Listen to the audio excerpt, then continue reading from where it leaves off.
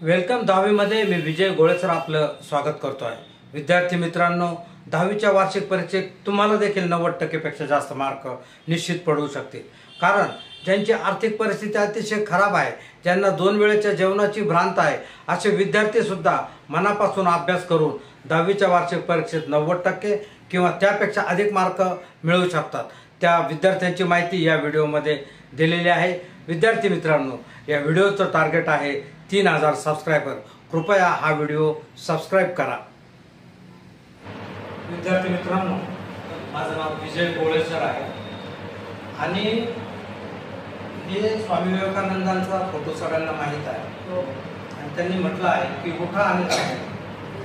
उठा आणि जागे व्हायचा अर्थ काय? आपण काही झोपलेलो आहोत, आपण सगळेजण जागे आहोत, पण उठा आणि जागे व्हायच्या शब्दाचा अर्थ असा आहे की आपलं जे काही ध्येय आहे, प्रत्येकाचं विद्यार्थ्यांचं ध्येय काय असतं की अभ्यास करायचा, जास्तीत जास्त मार्क्स मिळवायचे, हे त्यांचं ध्येय असतं। तर हे आपलं जे प्रत्येकाने आपलं जे ध्येय आहे ते ध्येय गाठण्यासाठी प्रयत्न करा, त्याच्यासाठी जागे व्हा, म्हणून त्याला उठा आणि जागे व्हा असं म्हटलं। दुसरी एक गोष्ट आहे की त्याच्यात वेलकम 10वी असं म्हटलं। वेलकम 10वी, तुम्ही सगळे 10वीला आलेले आहात। जे 21 फेब्रुवारी पासून तुमची परीक्षा सुरू होणार। तर सगळ्यांचा अभ्यास झालाय का? आज तारीख 30 डिसेंबर आहे, एक दिवसाने हे वर्ष संपेल आणि मग 1 जानेवारी पासून 31 जानेवारी पर्यंतचे जे 30 दिवस आहे, 31 दिवस आहे, या 31 दिवसात आपला सगळा अभ्यास झाला पाहिजे पूर्णपणे। आणि पुढचे जे समजा तुम्हाला 20 दिवस मिळतील, त्या 20 दिवसामध्ये तुम्हाला तुमचे जे पेपर आहे, सॅम्पल पेपर, ते तुम्हाला प्रत्येकाला सोडवता आले पाहिजे। आता तुमच्यापैकी काही विद्यार्थी असे असतील की ज्यांचा अजिबातच अभ्यास झालेला नाही आहे, असं कोणी बिलकुल अभ्यास झाला नाही असं कोणी आहे का? नाही ना, सगळ्यांचा थोडाफार तर झालेला आहे।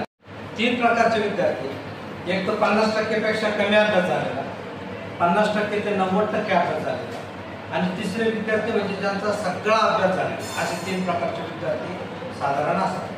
तर तुम्ही त्यातल्या 2 गटामध्ये बसता, बरोबर? एक तर 50%च्या आत काहींचा अभ्यास झाला आहे आणि काहींचा 50 ते 90% आहे।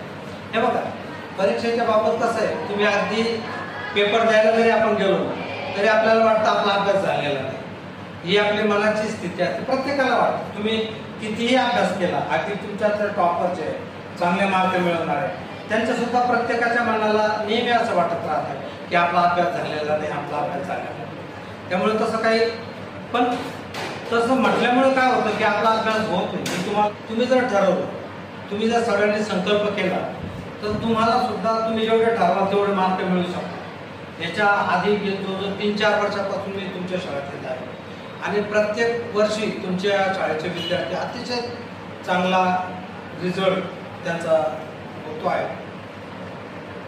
तर तुमच्यापैकी काहींची परिस्थिती चांगली असेल, काहींची नसेल चांगली, परंतु ह्या अभ्यासाच्या बाबतीत सगळ्यांना जो टाइम मिळालेला आहे तो सगळ्यांचा सारखा आहे। प्रत्येकाला तुम्हाला मार्चपासून, तुम्ही मार्चला, एप्रिलपासून तुमचं हे वर्ष सुरू झालं, बरोबर? आणि आता साधारण 51 दिवस तुमच्या हातात आहे, म्हणजे सगळ्यांना वेळ सारखा मिळालेला आहे।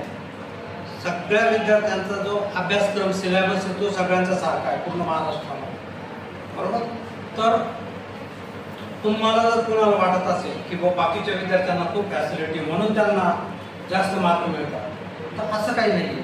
बरेच विद्यार्थी असे आहेत माझ्या पाहण्यातले, माझ्या माहितीतले, की ज्यांची परिस्थिती अतिशय खराब आहे। एक सुवर्ण सानप नावाची एक मुलगी आहे, सारडा कन्या विद्यालय नावाची शाळा आहे गावामध्ये, जेलू गार्डनच्या जवळ, माहिती आहे का?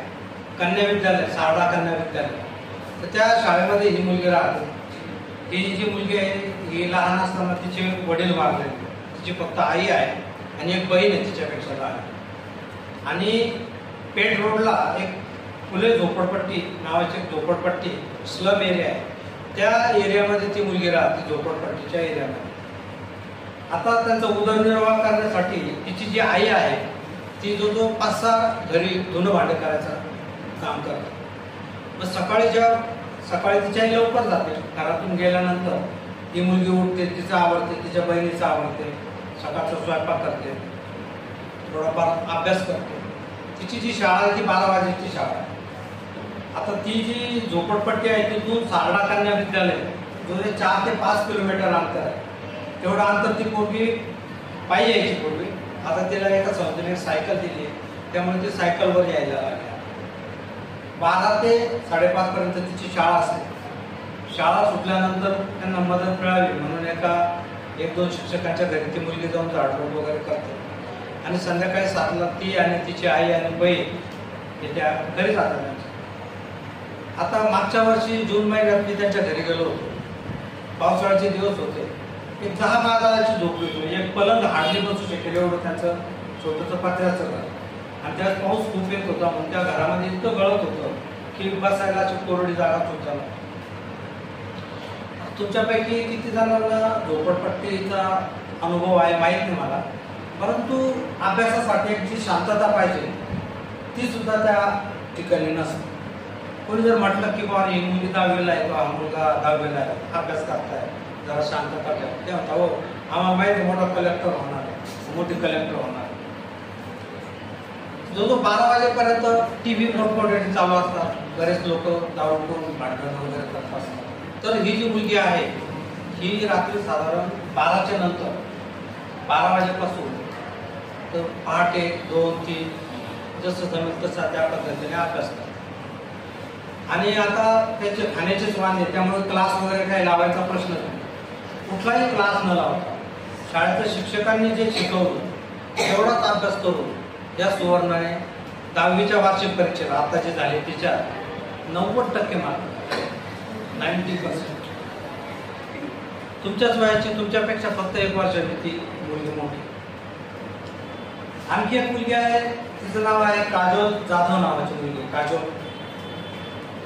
तर ही मुलगी जी आहे तर ही डोंबारी समाजाची म्हणजे अशी आहे की जेव्हा तिचा जन्म झाला तेव्हा लहान बाळ असताना तिच्या आईने तिला टाकून असतं मुलगी झाली. आता एक बाई रस्त्याने चाललेली होती.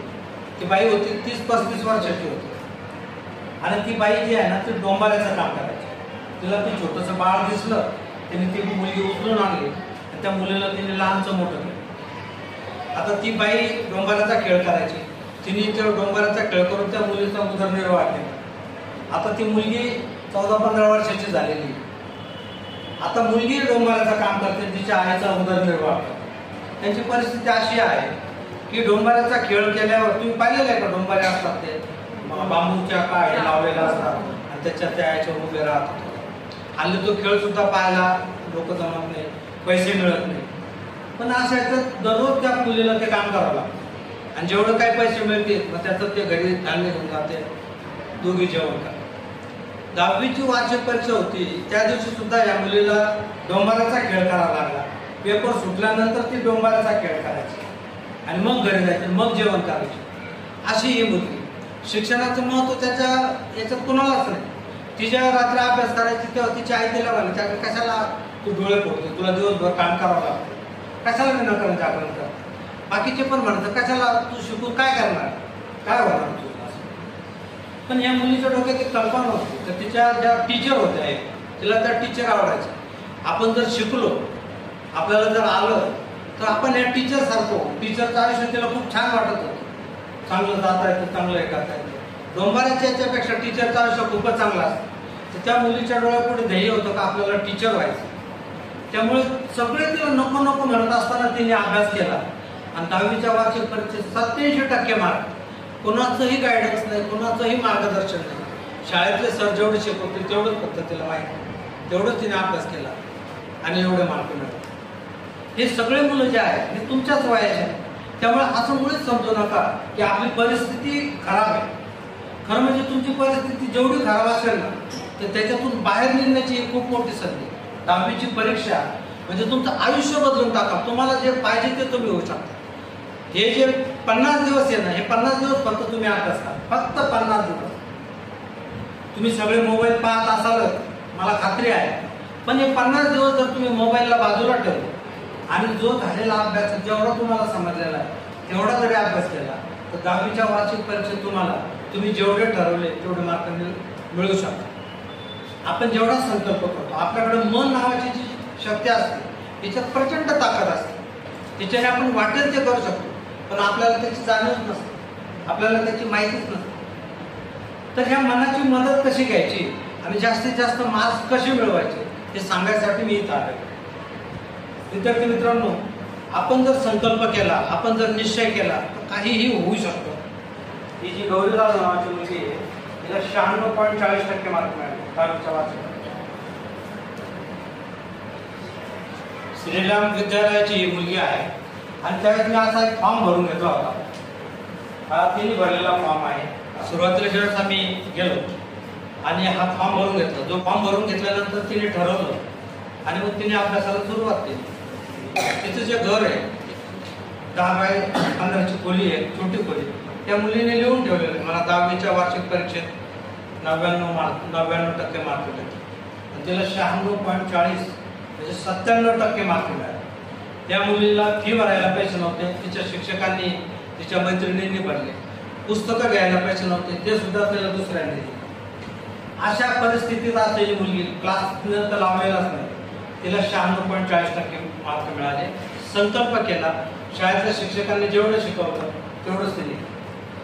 हे प्रत्यक्ष उदाहरण आहे. असे बरेच विद्यार्थी आहेत, हे मी तुम्हाला दाखवायला आलोय. या फाईलमध्ये जो 100 विद्यार्थी असे आहेत की ज्यांची परिस्थिती अतिशय खराब, ज्यांना एका वेळची जेवणाची भ्रांत आहे, असे विद्यार्थी अभ्यास करून 90% पेक्षा जास्त मार्क, 98% पर्यंत मार्क विद्यार्थ्यांना मिळतात.